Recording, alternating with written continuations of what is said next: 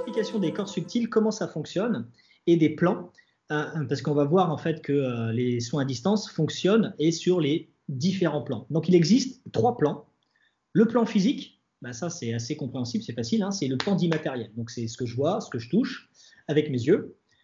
Donc il y a le corps physique, ben, que tout le monde connaît, et il y a le corps éthérique. Donc ça c'est déjà un corps qui est juste en dessous, mais qui rayonne à l'extérieur. Donc en fait, ça rayonne juste à peu près à quelques centimètres au-dessus. Donc ça, c'est ce qu'on appelle le plan physique. Et donc, on pense même que le corps éthérique maintient le corps physique. C'est-à-dire que sans corps éthérique, il n'y a plus de corps physique. Ensuite, le deuxième plan, c'est le plan dit astral. Alors, on peut l'appeler de plein de façons différentes, hein. On peut l'appeler le plan astral, le plan vital ou le plan émotionnel. Et lui, il comprend en fait le corps émotionnel. Donc, c'est le corps de toutes les émotions. Et en fait, c'est ce fameux corps-là qui nous permet de ressentir toutes les émotions, d'être connecté aux autres avec les émotions. Ce corps-là aussi, donc il est à l'intérieur de nous, mais il rayonne à l'extérieur. Donc c'est pour ça qu'on est en jonction avec tout le monde. Et enfin, on a le plan mental, qui est lui qui comprend beaucoup d'autres corps. Donc le fameux corps mental, c'est ce qui nous permet de réfléchir, de conceptualiser, de discuter, de pouvoir interagir avec les gens.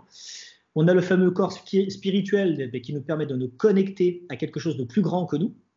Et on a le corps causal, qui est lui le corps en fait de la mémoire, des mémoires akashiques en fait, qui nous permet de se connecter à ce qu'on a vécu avant. Et on va aller au-dessus, après le corps divin. Donc là, c'est vraiment connecté aux êtres de lumière, aux êtres vraiment qui sont vraiment supérieurs. Donc, et tout ça, c'est le plan mental. Donc l'être humain est en fait un être mental, principalement. Et on peut voir que tous ces corps, hein, par exemple, les minéraux ne sont pratiquement que dans le plan physique.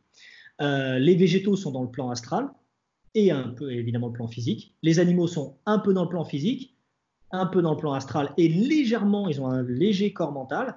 Et l'être humain, lui, il a un corps mental beaucoup plus développé, évidemment. C'est difficile de demander à un chien, par exemple, d'aller téléphoner à sa grand-mère. Eh bien oui, parce que son corps mental est trop petit, il ne peut pas conceptualiser, il ne peut pas comprendre ça. Par contre, il a un plan émotionnel, il peut ressentir des émotions. Il peut vous les communiquer et il peut sentir vos émotions.